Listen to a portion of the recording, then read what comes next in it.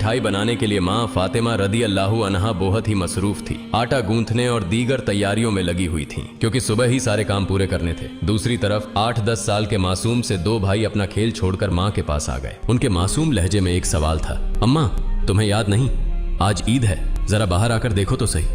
मोहल्ले के लड़के लड़कियां नए नए कपड़े पहनकर कितना खुश हो रहे हैं और हम दोनों ने तो अभी तक नए कपड़े भी नहीं पहने। क्या इसका मतलब यह है कि हम आज ईद नहीं मनाएंगे? थोड़ी देर बाद वे फिर कहने लगे, अम्मा जल्दी से हमारे नए कपड़े पहना दो, हम भी उनके साथ खेलते खेलते ईदगाह जाना चाहते हैं। जब अब्बू आएंगे तो उन्हें हमारे साथ भेज देना, हम उनके साथ वापस लौट आएंगे। माँ ने बच्चों के सिर पर मोहब्बत भरा हाथ फेरा, उनके माथे को चूमा और बोली, अभी ईदगाह जाने में काफी वक्त है बेटा, तुम लोग बाहर जाकर थोड़ा घूम फिर आओ, फिर मैं तुम्हें नए कपड़े पहना दूंगी। हो सकता है तब तक तुम्हारे अब्बू भी आ जाएं, शायद वह तुम्हारे लिए नए कपड़े लेकर आएं, तब मैं तुम्हें नए कपड़े पहना दूंगी और तुम अपने अब्बू के साथ ईदगाह चले जाना। अब जाओ बेटा, बाहर जाकर थोड़ा खेलो, इस बीच मैं अपने काम निपटा लूं। दोनों भाई बोले, जी अम्मा। फिर छोटा भाई अचानक सवाल करने लगा, अम्मा क्या अब्बू हमारे लिए नए कपड़े लेने गए हैं? माँ ने दोनों बच्चों को अपने गले से लगा लिया, उनके माथे पर प्यार से चूमा और अपने दिल के आंसू पोंछते हुए हंसकर कहा, हाँ बेटा तुम्हारे लिए नए कपड़े आएंगे, तुम्हें जरूर पहनाऊंगी, अब तुम लोग बाहर जाकर खेलो, सब ठीक हो जाएगा। माँ ने अपने रब पर यकीन करके अपने बच्चों को दिलासा दिया। दोनों भाई खुशी खुशी बाहर चले गए। माँ ने अपने आंचल से आंसू पोंछे और मजबूरी में अपने काम में दोबारा मशगूल हो गई। कुछ देर बाद दोनों भाई फिर रोते हुए घर लौट आए। उन्होंने कहा,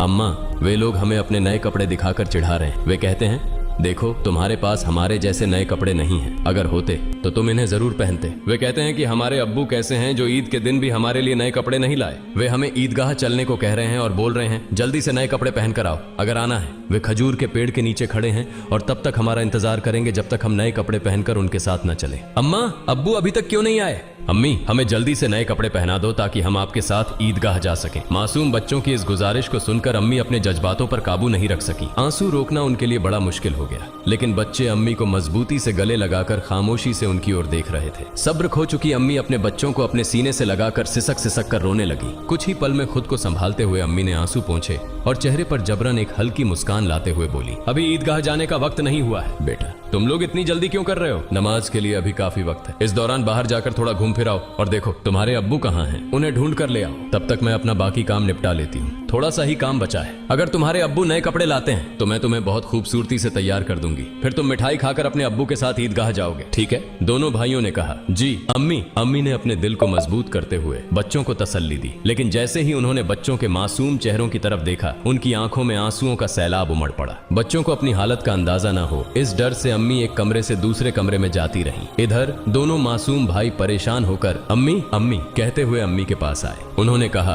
अम्मी हम अब्बू को ढूंढने जा रहे हैं। अम्मी ने रूंधे गले से कहा, हाँ जाओ। उनकी आवाज में छुपा दर्द बच्चे समझ नहीं सके। बड़े भाई ने अफसोस जताते हुए कहा, अब्बू कहाँ होंगे? छोटे भाई ने बड़े भाई से पूछा, अब्बू कहाँ गए? बड़े भाई ने जवाब दिया, पता नहीं, चलो इधर उधर ढूंढते हैं। छोटे भाई के कंधे पर हाथ रखते हुए दोनों भाई अब्बू की तलाश में निकल पड़े। इधर अम्मी अपने दिल का दर्द कम करने का कोई रास्ता नहीं पा रही थी। उनकी बेचैनी और बढ़ गई। वह सोचने लगी, मैं अपने मासूम बच्चों को कैसे बताऊं कि आज उन्हें नए कपड़े पहनाने की सामर्थ्य हमारे पास नहीं है, फिर भी उन्हें कैसे तसल्ली दूं? और आज तो ईद का दिन है, वे मेरी बात क्यों मानेंगे? या अल्लाह तुम्हारे अलावा कोई सहारा नहीं। ईद के लिए जो मिठाई बनाई है वह भी कई दिनों तक थोड़ा थोड़ा गेहूं बचाकर तैयार की है, उसी से हलवा और रोटी बनाई है, लेकिन नए कपड़े कहां से लाऊं? या अल्लाह ये बोझ क्यों डाल दिया इस अम्मी के सिर पर? तुम तो सबकी हालत जानते हो, मैं इन मासूम बच्चों को कैसे समझाऊं? या अल्लाह तुम रहमदिल और सर्वशक्तिमान हो, झूठ बोलना गुनाह है, यह जानते हुए भी मैं अपने बच्चों को झूठे दिलासे और उम्मीद देकर बहला रही हूँ, लेकिन अब मैं क्या करूँ ये तो बता दो। हे अल्लाह तुम मुझे रास्ता दिखाओ, तुम मेरे गरीब पति की हालत जानते हो, तुम गरीबों के हालात से वाकिफ हो। हे रहमान हे रहीम।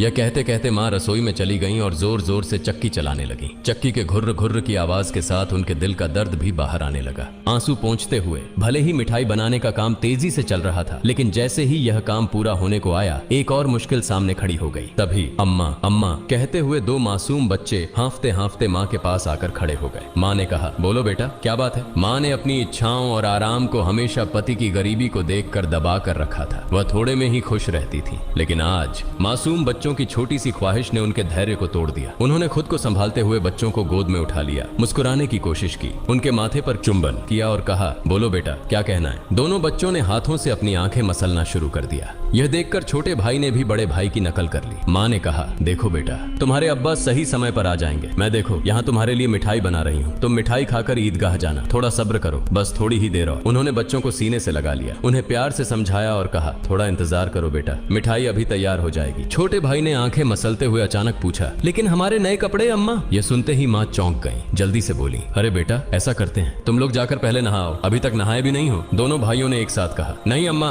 अभी तक नहीं नहाए। माँ के लिए मासूम बच्चों से छल करना बहुत दर्दनाक था, उनका दिल अंदर ही अंदर जल रहा था, लेकिन उन्होंने हंसते हुए कहा, बेटा बिना नहाए क्या कोई ईदगाह जाता है, जाओ जल्दी से नहाओ, फिर सब तैयार हो जाएगा। दोनों भाइयों ने कहा, ठीक है अम्मा, हम अभी जाकर नहा लेते हैं, आप सब कुछ तैयार रखना, हम जल्दी से आ जाते हैं। दोनों खुशी खुशी नाचते हुए बाहर निकल गए। माँ ने दुआ की, जाओ बेटा, अल्लाह हाफिज। बच्चे तो चले गए, लेकिन माँ के दिल में चिंता और गहरी हो गई, उनका दिल जैसे एक अथाह सागर में डूब रहा था। माँ सोचने लगी, जब वे वापस आएंगे और कहेंगे हमें नए कपड़े पहनाओ, हम ईदगाह जाएंगे, तब मैं क्या करूंगी। माँ का मन अब और नहीं संभल सका, उनकी आंखों से आंसू फूट पड़े। उन्होंने सजदे में गिरकर अल्लाह से दुआ की, हे अल्लाह तुम ही मेरा सहारा हो, तुम इस बेबस माँ की मदद करो, तुम मुझे इस स्थिति से बाहर निकालो। हे अल्लाह तुम्हारे अलावा मेरा कोई नहीं है, मुझे राहत दो, इस स्थिति से मुक्ति दो। इसके बाद माँ किसी उन्मादी की तरह बोलने लगी, हे अल्लाह तुम तो बच्चों की माँ का दिल समझते हो। 3 बार इन मासूम नासमझ बच्चों को बहला फुसलाकर मैंने किसी तरह संभाल लिया, लेकिन अब क्या करूं, अब क्या कहूं, तुम ही मुझे रास्ता दिखाओ। हे अल्लाह तुम ही मुझे सहारा दो, तुम सर्वशक्तिमान हो, तुम सब कर सकते हो। फिर उन्होंने जोर से चिल्लाते हुए कहा, तुम सब कर सकते हो अल्लाह,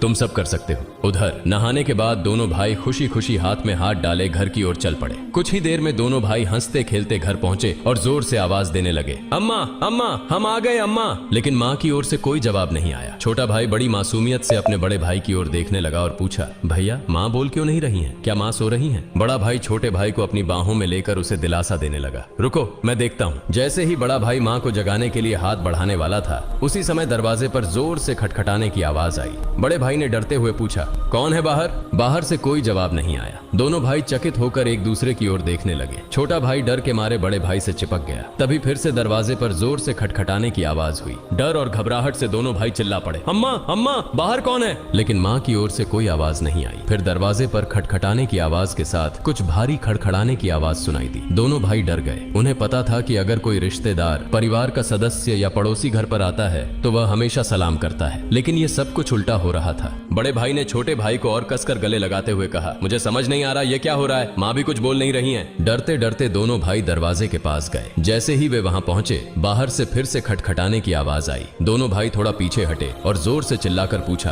कौन है दरवाजे पर? बाहर से आवाज आई, मैं दर्जी हूँ, दरवाजा खोलो। दोनों भाई हैरान रह गए। उन्होंने पूछा, दर्जी आप यहाँ क्यों? बाहर से आवाज आई, हाँ मैं दर्जी हूँ, दरवाजा खोलो, मैं तुम्हारे लिए नए कपड़े लेकर आया हूँ, इन्हें ले लो। जैसे ही यह बात सुनी, दोनों भाइयों ने जल्दी से दरवाजे की कुंडी खोली। सामने एक व्यक्ति नए कपड़ों के गट्ठर के साथ खड़ा था। दोनों भाई एक पल के लिए हैरान रह गए। दर्जी ने कपड़े उनकी ओर बढ़ाए। बड़े भाई ने झटपट सारे कपड़े अपने हाथों में ले लिए और छोटे भाई का हाथ पकड़कर तेजी से दौड़ते हुए माँ के पास पहुंचा। उस समय माँ अब भी संभल नहीं पाई थी, वह गुपचुप आंसू बहा रही थी। दोनों भाई बोले, अम्मा अम्मा देखो, दर्जी हमारे लिए कितने सुंदर सुंदर नए कपड़े लेकर आया है, जल्दी से हमें कपड़े पहनाओ, हम ईदगाह जाएंगे। बड़े भाई की बात सुनते ही छोटा भाई भी चहकते हुए बोला, हाँ अम्मा जल्दी करो, अगर देर हो गई तो हमें नमाज का समय नहीं मिलेगा। माँ यह सुनकर हैरान रह गई। कुछ पल के लिए बच्चों की ओर देखा और उन्हें गले लगाकर फूट फूट कर रोने लगी। इसके तुरंत बाद उन्होंने बच्चों को छोड़ दिया और सीधे सजदे में गिर गईं। उन्होंने कहा, है अल्लाह तुम्हारी महानता को कौन समझ सकता है। उन्हें तुरंत समझ में आ गया कि जो व्यक्ति नए कपड़े लेकर दर्जी बनकर आया था, वह वास्तव में दर्जी नहीं था, निश्चित ही वह अल्लाह के भेजे हुए फरिश्तों में से एक था। माँ सजदे से उठी और जल्दी से बच्चों से बोली, जाओ बेटा जाओ, उसे मेरा सलाम कह देना और कहना कि वह आज हमारे घर से विदा हो जाए। लेकिन बच्चों को यह बात याद ही नहीं रही। दोनों भाई नए कपड़े पाकर इतने खुश थे कि उनकी खुशी का ठिकाना नहीं रहा। माँ ने बच्चों को देख उनके सिर और पीठ पर हाथ फेरकर उन्हें गोद में लेकर प्यार किया और माथे पर चूमा। फिर हल्के से डांटते हुए कहा, बेटा क्या तुम अभी तक नहीं गए? दर्जी साहब को क्या लगेगा?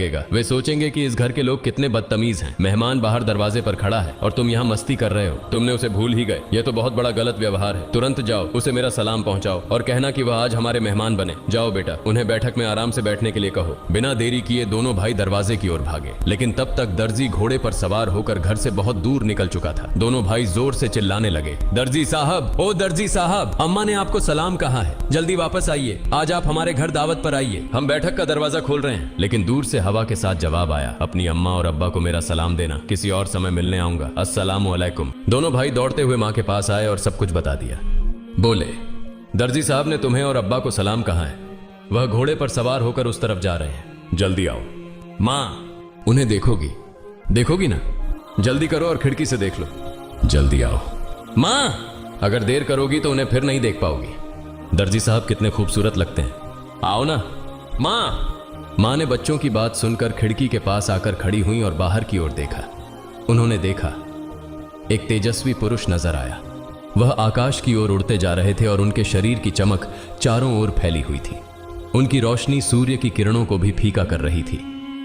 मां तन्मय होकर यह सब देख रही थी। अचानक वह पुरुष घोड़े सहित कहीं अदृश्य हो गए। उन्हें अब और नहीं देखा जा सकता था। इतने में दोनों भाई जोर से चिल्लाकर बोले, अम्मा, अम्मा देखो, वो रहे अब्बा, दूर से आ रहे हैं। वह मां ने बच्चों को लेकर अंदर कमरे में ले गईं और उनके शरीर पर नए कपड़े पहनाने लगी।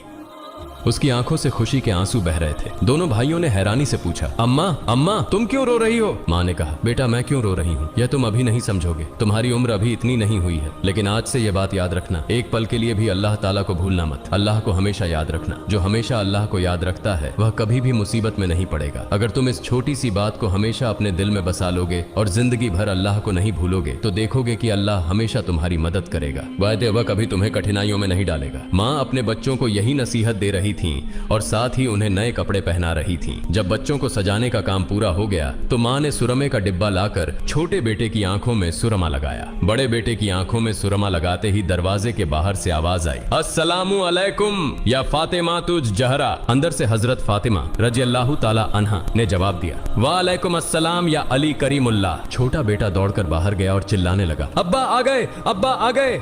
बड़ा बेटा बाहर जाने ही वाला था, लेकिन मां ने उसे रोक लिया क्योंकि उसकी आंखों में सुरमा लगाना बाकी था। मां थोड़ी गुस्से में बोली, बैठो बैठो, पहले सुरमा लग जाने दो। इस बीच छोटा भाई अपने अब्बा का हाथ पकड़कर अंदर ले आया। तब तक बड़े भाई की आंखों में सुरमा लगाया जा चुका था। दोनों बेटों को देखकर अब्बा हैरान हो गए और बोले, यह क्या, इतने सुंदर कपड़े ये कहां से आए? फिर दोनों भाइयों ने अपनी माँ और अब्बा को गले लगाकर खुशी जताई। हजरत फातिमा रजी अल्लाह ताला अन्हा ने बच्चों की आवाज शांत कराते हुए हजरत अली रजी अल्लाह ताला अन्हु को सारी घटना सुनाई। हजरत अली रजी अल्लाह ताला अन्हु जैसे ही यह बात सुनी सजदे में गिर गए और बोले, हे अल्लाह, तुम्हारे लिए कुछ भी असंभव नहीं है। तुम महान हो, असीम हो, तुम दयालु और सर्वशक्तिमान हो। सजदे से उठकर उन्होंने हजरत फातिमा रजी अल्लाह ताला अन्हा से कहा, जो दर्जी बनकर बच्चों के लिए कपड़े लाए, क्या तुम उन्हें पहचानती हो? क्या तुमने जान लिया कि वह कौन थे? हजरत फातिमा रजी अल्लाह ताला अन्हा ने कहा, नहीं, लेकिन इतना निश्चित है कि वह अल्लाह के किसी भेजे हुए फरिश्ते थे, इसमें कोई शक नहीं। हालांकि यह मेरी अपनी धारणा है। हजरत अली रजी अल्लाह ताला अन्हु ने कहा, हाँ तुमने सही कहा, यह अल्लाह की महिमा है। वह हजरत जिब्राइल अलैहिस्सलाम थे। हजरत फातिमा